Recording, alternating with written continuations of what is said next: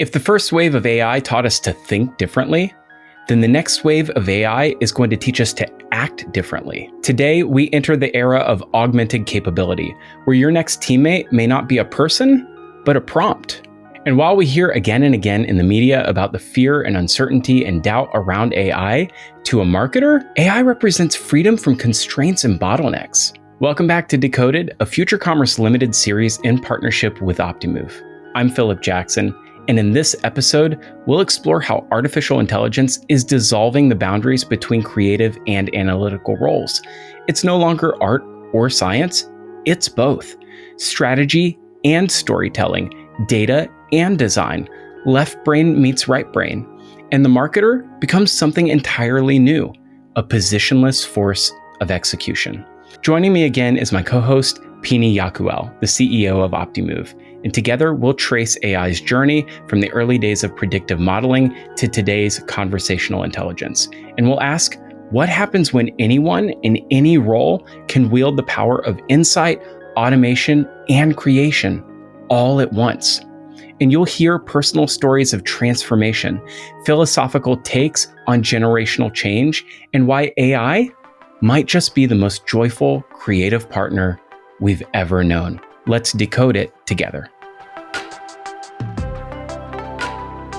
I have to admit, I used AI to prepare for this episode today. So did I. I've been a big fan of deep research. I've been using deep research and O3, but I subscribe to all the services. I'm paying like $50-$60 a month now for AI services. I don't know if that's am I the only one? Wait, isn't it $100 for like the top one for with the 200? Yeah. So I pay. I have to admit, and this is where my my ops director gets on my case all the time.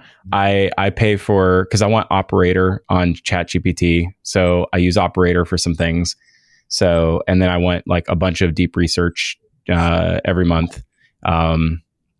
So I have the top plan on OpenAI. Nice. But I use Claude for some things. I use Perplexity Pro for a bunch of data, public data sources and stuff. I pay for too many tools.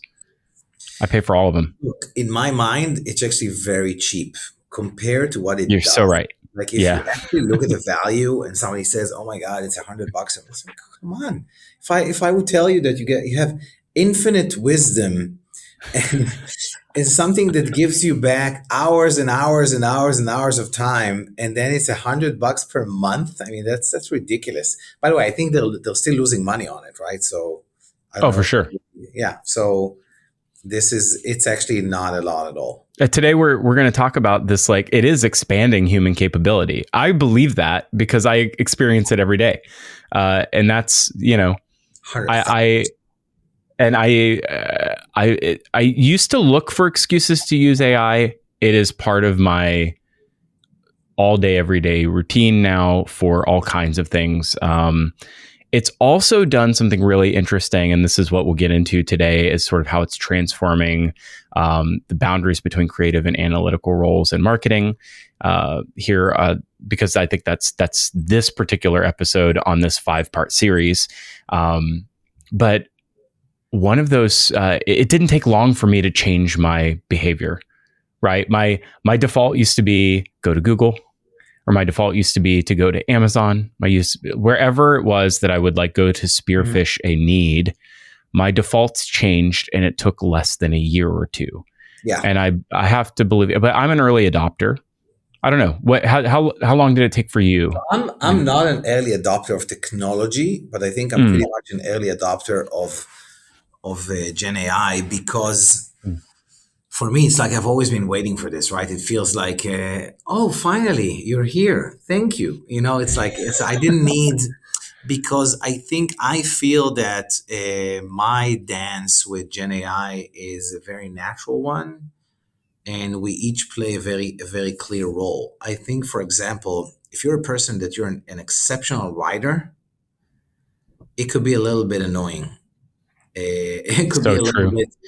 Because you may feel like it has taken your place, or a superpower that you have had.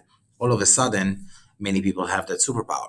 So to me, kind of like, being a CEO of a company and kind of like managing people for a long time, it's very easy for me to basically direct something, right? So like give instructions. I want this like this. I want like that. I want like that. And when you can do that, you can actually get better results from Gen AI. So that's the first thing. The second thing for me, it's also, I see it as in many ways. So I grew up as an elderly child. So my sister is 15 years older than me, and my brother is 13 years older than me. And my parents decided to have me. Wow.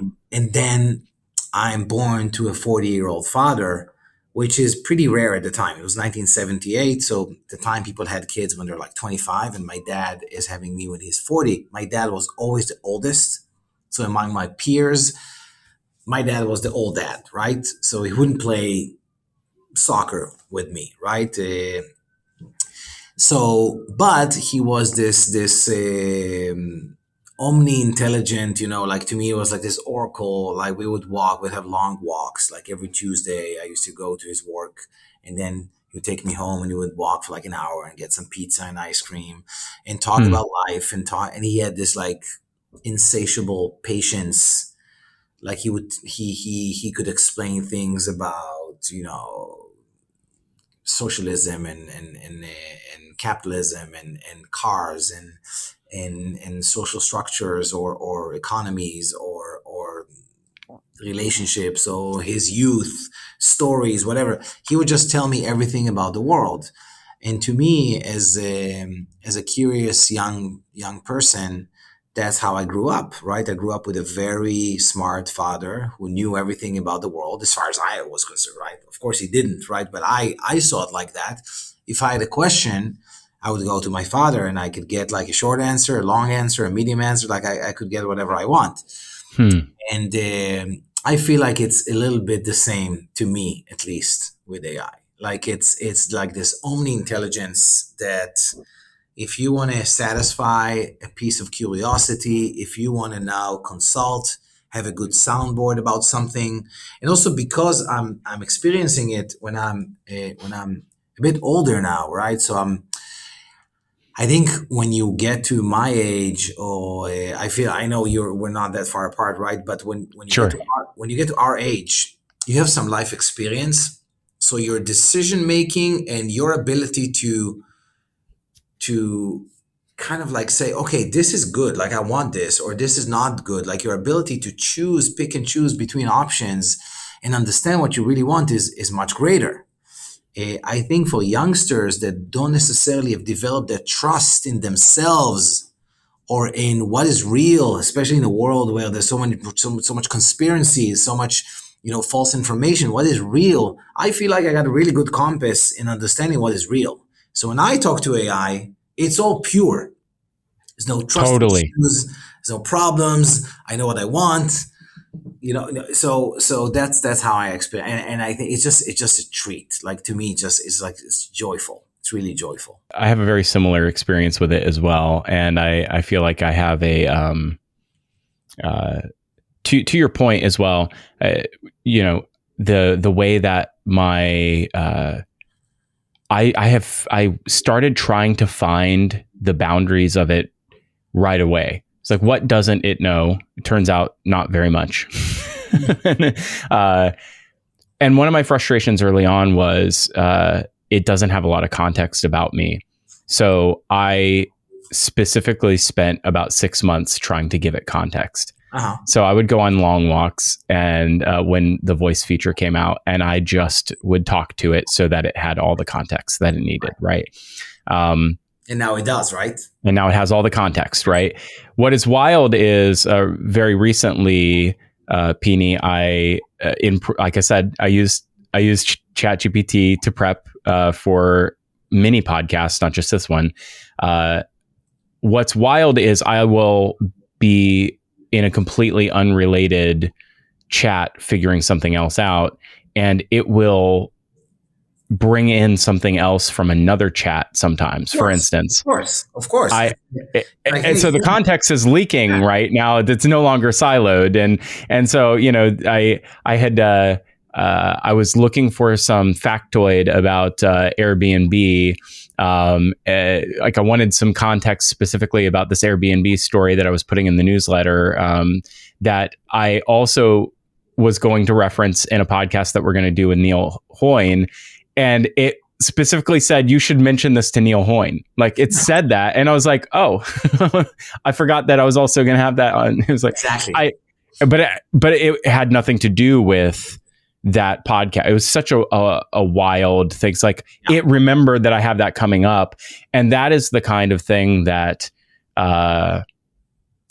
that is where we're starting to transcend these boundaries of like, that's surreal almost. Like we're getting now to a place where it is transcending a traditional boundary. And this is where I guess that first question is really here is, how is it transforming a boundary between like a creative and an analytical role in specifically in marketing? Mm-hmm. Because I think there used to be very clear boundaries between this is the creative side of a business, this is an analytical side of a business. But I don't think that there's boundaries anymore in the context windows of AI anymore, and especially in my chat, context. So, are there any boundaries anymore in these roles in the future, if in an organization or ideally? I think basically, I think use the word roles, and I think we will start having roles instead of positions. Mm-hmm. And your position could be a designer in a design team, and all you do all day long is you basically get orders to do a banner, do an ebook,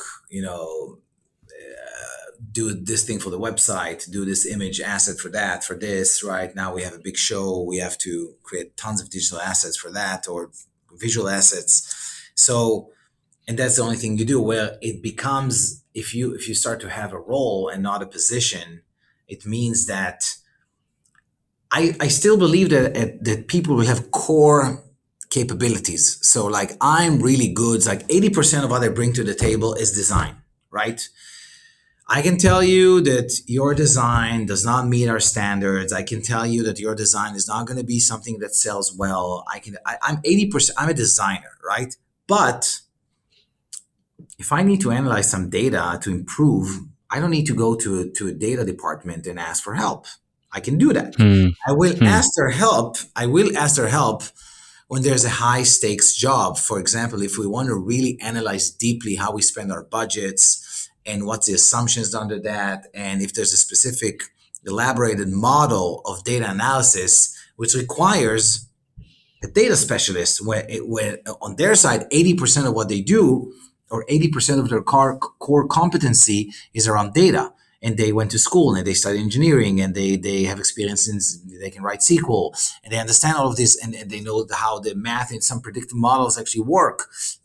Great. So but it changes, right? So for a lot of the tasks that are easier to do, and I can be trained to do them by AI, or I can be consulted on how to do them better or advance my capabilities by AI, I can close that gap. And then I may not call you that often.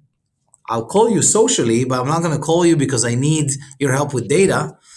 And I will when I really need a specialist. This happens all the time, to be honest with you, right? So the more that you work with cross-functionally with other people in an organization, right, you learn shorthand and you learn organizational, I'd say, standards, right? Or you learn working styles, right? You develop rapport with people. You sort of learn to anticipate what role players will want from you, and you deliver that before they ask for it. Like that is just something that people learn to do because people want to reduce some friction, right? So it's not like I'm also generally in human relationships, we typically want to kind of please other people. Mm-hmm. Although I've worked with plenty of people who I would say they definitely don't want to please me. But But for the most part, I think other people are trying to work well together. And so as time goes on, most people are trying to deliver better quality work and first quality work better over time. And so you learn to anticipate what other people need. I think, to your point, that is something that now we can accelerate. Mm-hmm. And to your point, then the creative role does become more analytical necessarily because the tools allow it to become that way, and vice versa almost. Right. Do analytical roles become more creative then? Yes, 100%.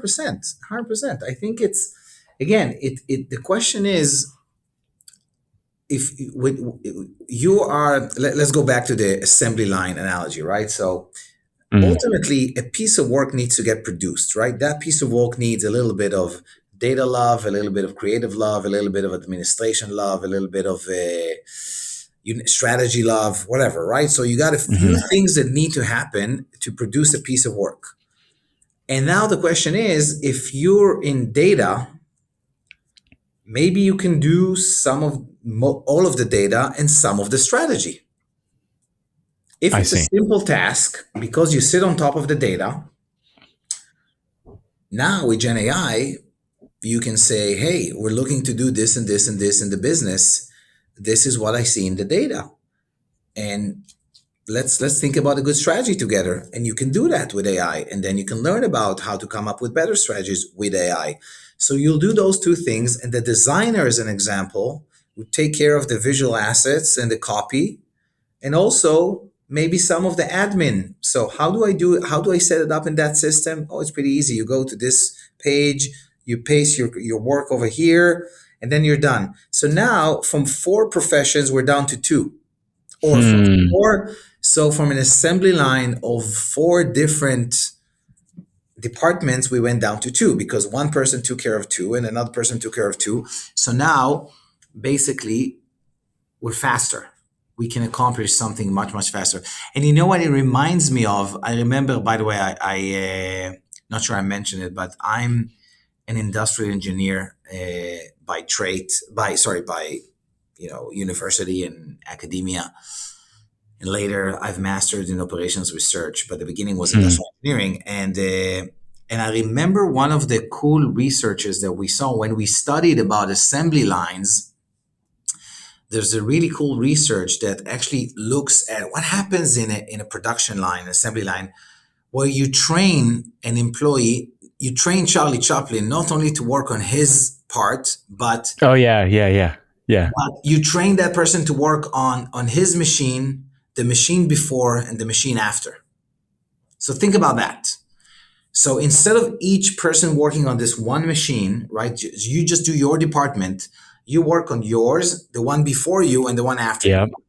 So they did this research when they trained employees to do that, and it was magnificent for the production line. Bottlenecks disappeared, yield went up, quality went up, everything, all of the numbers shot up to the sky because they took a traditional assembly line and they taught people how to be a bit more positionless. Wow. But it's an 80s research, by the way. That's incredible too, because I think that's just again, it comes back down to I mean, we could talk about that probably for hours on its own. Again, it comes back down to the human desire to just there's a little bit of empathy in that. It's like, oh, I understand now what someone else does, but it's also like everyone wants to reduce the little friction. 100%. I think that's one of the benefits. If I now get you, because I've tried to do some design, maybe I'm going to be less prickly or less of a, I will understand when you tell me it takes time, because otherwise you're like, what's the problem? I just need to add a line. I mean, why does it take them 2 days, because you never tried it yourself. It's not only that, there's more to it. So that's a good point.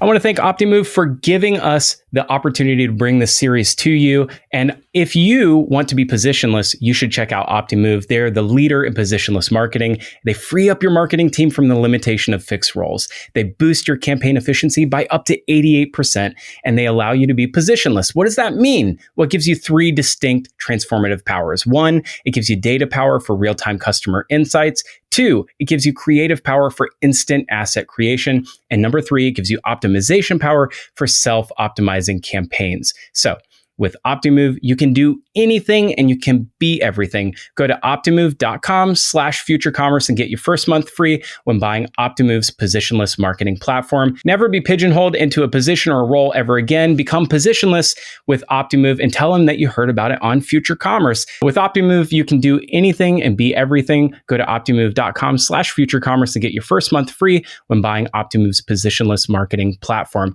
Never get pigeonholed into a role or position ever again. Become positionless with Optimove. Tell them you heard about it on Future Commerce. Go to optimove.com/futurecommerce. Get your first month free. Back to the show. I want to ask you, AI in the public conscious has been here since about late 2022, since ChatGPT, but machine learning has been around for quite a bit in sort of data science space. When did Optimove start this AI machine learning journey? Because I have to believe that that's been around for quite a while. Yeah, so we've been there from the get-go. I've started a company out of university. I was doing operations research, and I was doing it with my co-founder at the time, Dr. Shachar Cohen, who completed his PhD in data mining. So we were like saying, okay, we don't want to do these production lines, assembly lines, inventory management, supply chain management, all of those fields that felt to us a bit more archaic. We said, let's do something in tech. It's not the computer science department, but we do have data mining. So let's do it like that. And that's how we got started. And our entire kind of like data mining engine was built on top of a Markov decision process and MDP approach. Again, I don't want to geek out here, but it was pretty cool in terms of how it could, predict future behavior of customers. And it did it at the time for like this is like 2009, we're just getting started. And at the time, it was also very efficient from a computational perspective because you didn't have the cloud. These things were like really expensive. You didn't have big data. You didn't have big data databases or all of those things. So that approach was very efficient. And we've always been kind of like trying to do things in a smart way. At the time, it was mostly about all of AI and machine learning at the time. It's all about data, right? You call it predictive models, predictive analytics, machine learning, but it's always around, here's a data set. Can you tell me which person in this data set will buy coffee? That's basically the problems you solve, right? Can you tell me who's going to be a VIP customer after analyzing only the first purchase? So questions like that. Today with Gen AI, what actually changes a lot is that the computer is now talking back, right? So the computer can write, the computer can reason, the computer can be creative, and the computer can also lie. Because if you don't allow yourself to be able to lie, you're not going to be able to be creative. So I think the big change, that's something I thought about at some point, because the evolution of computers, the first computers before Gen AI are more like a person on the spectrum, right? So it's kind of like in the like Dustin Hoffman and Rain Man, right? It's like sure. Error. Yeah, for sure. It's you didn't input the right data. You didn't input the. Now you can input the wrong data, and the computer will give you a wrong answer. Comes something out. Something's coming out, right? And you're both fine with it, right? You're both kind of like saying nonsense, and you're both happy, and so it's really funny in that sense. But this is really cool because So I think that's the big shift. But to us, from a DNA perspective, we've been doing AI before it was cool, and we've been always trying to make predictions or organize data, make better business, allow our customers to know their customers much better by using a lot of these techniques. And obviously the dominating technique, which is the deep learning, the neural networks, that also existed in the world of predictive analytics. But to be honest, for predictive analytics is while it's beneficial, it's always been kind of like less used because it's really opaque and it's very hard to explain. So if a customer tells you, "Why did your Mm. model predict that this customer will churn?" And I was like, "I don't know. It's the neural network." It's kind of like asking, "Why did ChatGPT just gave me this answer?" So it's in the net, like the deep learning network, the neural network basically said that this word should come first and this word statistically should come second and this word comes third and that's how he compiles the sentence Sure. in a way that's but you don't know why exactly. Like the neural net is convoluted and complicated. It's a function of millions of parameters. But yeah, we've always been excited about things like that. When we're now thinking out into, so that's sort of the past and the history. Now we have all of these new tools, which are, very like natural language based. Right. So the interfaces have changed dramatically, right? So the interfaces are also being sort of standardized, and kind of they're moving up out of the sort of the UI UX that I Right. think we had a lot of control over, and now they're very like free form, which is another, I think, an interesting evolution and challenge. This, I think, means that everybody has their own preferred way of engaging with AI. And I think that means that everybody has new skills and a different type of a skill that they need to adopt. I think that also makes things like best practices really challenging to teach and to enforce. So what kind of skills do you think marketers do need to develop to officially be able to collaborate with AI technology? And I think maybe that's a general question, but then I think I'd want to ask you, like, specifically within marketing stack tools also that use AI. Hmm. Hmm. I think there's definitely going to be a shift that will be partially generational, right? So the kids that Mm, grow up today, or kids who are, let's say, you said the 2022, right? So that's where yeah, ChatGPT started. So that's let's right. imagine somebody being 20 at the time. Now they're 23. They're getting their first job. Maybe a lot of the way, maybe even in college, they start to solve some problems with Gen AI. So now the way they approach every problem for them, it's natural, right? That's a go-to, as opposed to a 40-year-old where they've spent a lot of years kind of like understanding UIs and you're looking for answers in a certain way. But at the same time, with the 40-year-olds, you get better decision making, and the way they interact with AI can be more responsible and maybe even more like maybe they can judge better if it's wrong. Maybe they should when they should ask another question. But to be Hmm. honest, we probably don't know yet. I think on the UI side, jury's still out in the sense of is all UI going to become like one chat prompt? Uh, Right. that's a question because like if I ask you like if you fill out a form or you run through this process, do you want to do it in a chat or do you actually want to have an organized form that you go through step by step? I don't know. Maybe everything will become chat. I mean, I'm not sure about that. I think it's still kind of like being decided right now. And in terms of skills, to be honest, for me, it's always about, it's about the attitude, right? So there's a famous saying in HR which says like hire for skill, not for hire for attitude, not for skill, Mm, because new skills can always be acquired if you have the right attitude. So I think you need to have the right attitude of like openness and curiosity and like this good, better, best mentality. We have that in Optimove as one of our values is good, better, best. Never let it rest I until you're love that. better and your better is best. So this is I think that's the type of mentality you need to have, especially where there's a shift in technology, big tectonic shift in like a step function in technology. I think that's the type of of a mindset you need to have in these times today. And if you would, you'll be fine, right? You'll find your way, and you'll find the new skills that you need to hone, and exactly how that works. I can't think of a better place to leave it. There are for sure risks ahead. There's opportunities ahead.